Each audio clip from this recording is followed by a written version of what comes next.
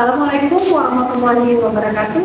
Berjumpa kembali dengan saya, Sukaisi SPD, calon ibu penggerak Angkatan 9 dari SDN 1 Labuapi, Kabupaten Lombok Barat, Provinsi Nusa Tenggara Barat.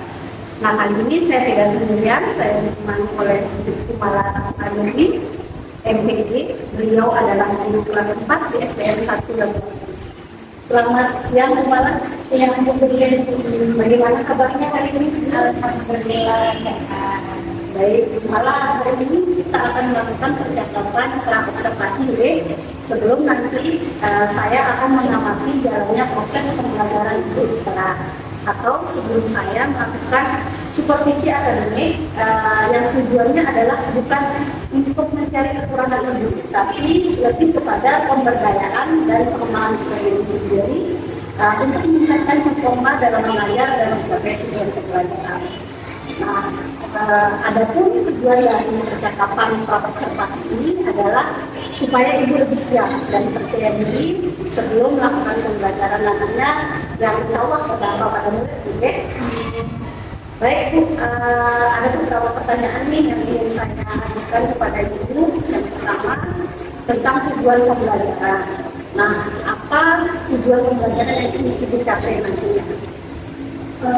Berdasarkan materi yang ada pada semester ini, adapun tujuan pembelajaran yang ingin saya sampaikan, bagaimana agar peserta didik itu bisa. Yang pertama itu adalah peserta didik itu dapat mengidentifikasi masalah yang berkaitan dengan pelestarian sumber daya alam di lingkungan sekitarnya dan kaitannya dengan upaya pelestarian hidup.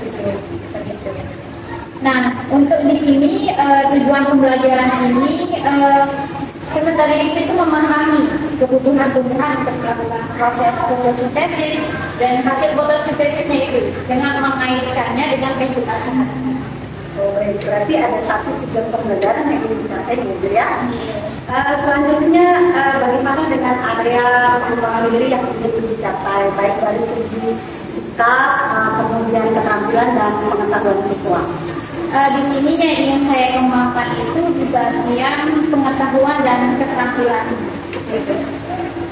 Oke, jadi di bagian pengetahuan dan keterampilan ya. Kemudian bagaimana dengan rancangan pembelajaran yang akan diterapkan berkaitan dengan strategi, kemudian model dan metode yang akan digunakan untuk Baik, di sini nanti di dalam proses pembelajaran itu saya akan menggunakan proses pembelajaran diferensiasi. Kemudian di sini model yang saya gunakan itu model PBL, Problem Based Learning. Nah, nanti strateginya itu dengan cara mengelompokkan peserta didik berdasarkan kemampuannya masing-masing. Ada yang auditory, kinestetik, dan visual. Jadi, Ibu menggunakan strategi pembelajaran berdiferensiasi, kemudian Ibu akan mengelompokkan siswa berdasarkan gaya belajarnya ya. Kemudian model pembelajaran yang digunakan adalah model problem solving. Baik Bu Guru, sangat luar biasa sekali perencanaan pembelajarannya. Kemudian nih, kapan kira-kira Ibu akan melakukan atau melaksanakan pembelajaran tersebut? Insya Allah saya akan melaksanakannya pada hari Jadi hari Jumat ya. Baik, malah hari ini kita sudah melaksanakan percakapan pra-observasi. Nanti insya Allah kita bertemu ya di kegiatan observasi di hari Jumat. Dan kita akan melakukan percakapan seperti itu atau percakapan pasca observasi. Terima kasih banyak atas waktunya hari ini. Kami sudah bersedia untuk saya wawancara dan mengikuti percakapan pra-observasi. Demikian percakapan pra-observasi hari ini. Nanti kita akan lanjutkan kembali dengan kegiatan observasi dan percakapan pasca observasi. Terima kasih sudah menyaksikan dan sampai jumpa. Wassalamualaikum warahmatullahi wabarakatuh.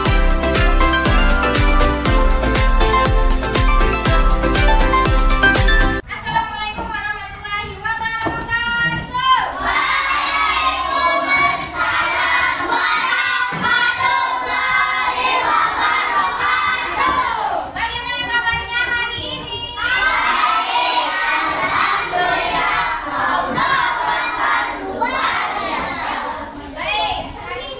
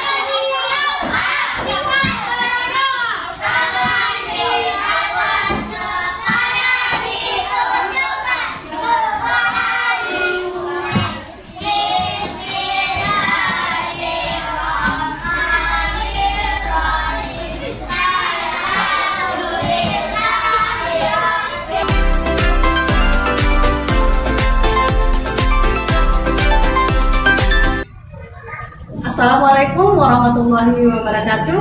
Berjumpa kembali pada percakapan pasca observasi bersama saya Sukaisi SPD, calon guru penggerak angkatan 9 dari SDN 1 Labuapi, Kabupaten Lombok Barat, Provinsi Nusa Tenggara Barat. Kali ini saya masih bersama dengan Ibu Umala Ratna Dewi MPD sebagai guru yang diobservasi pada kegiatan supervisi akademik.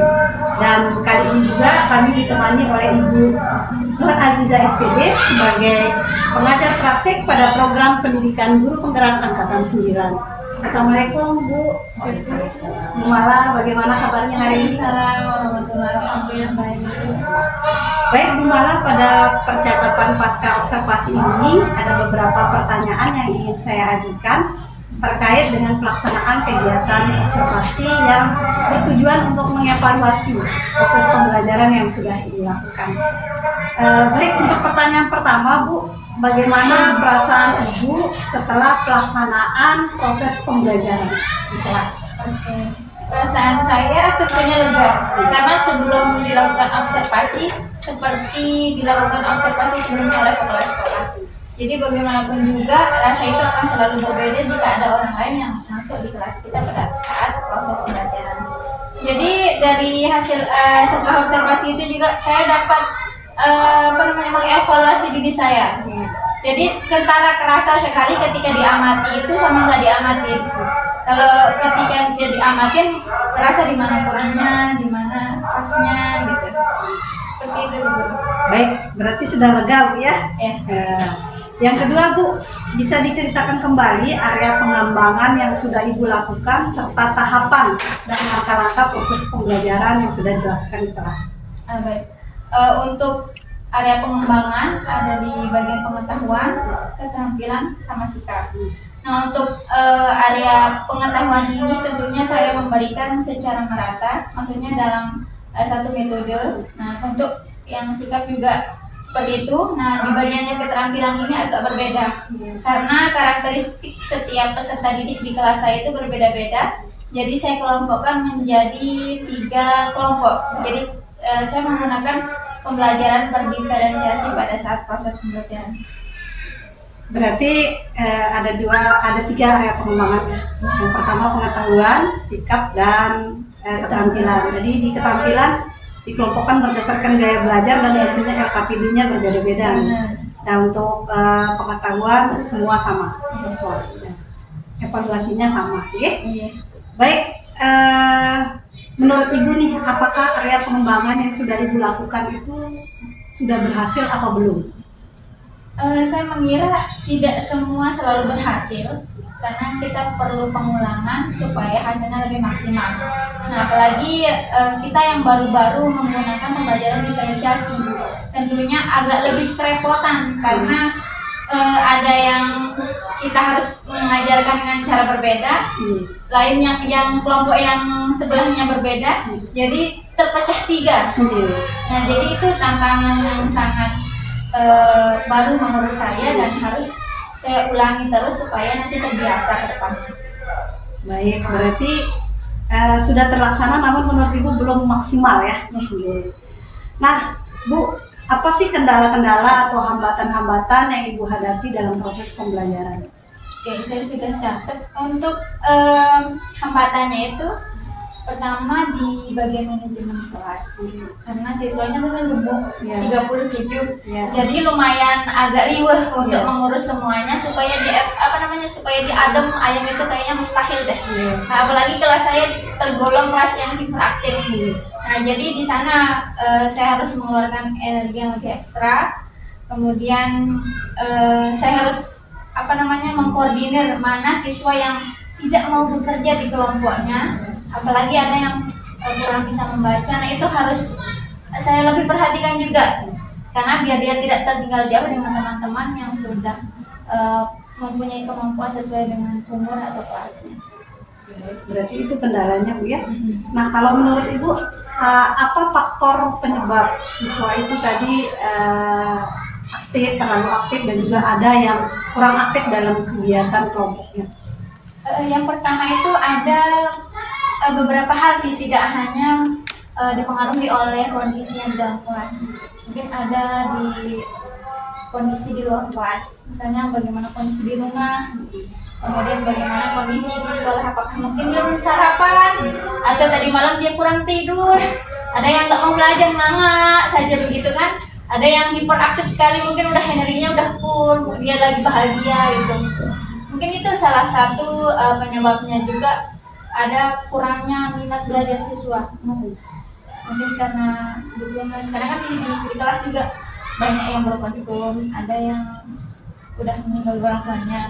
Jadi itu kelihatan sekali mana yang memang peserta didik yang diberi perlakuan dengan baik di rumah sama yang di sekolah. Karena meskipun saya dan siswa berinteraksi di kelas, saya juga tetap melaksanakan interaksi juga dengan wali siswa lewat WA group sama WA pribadi.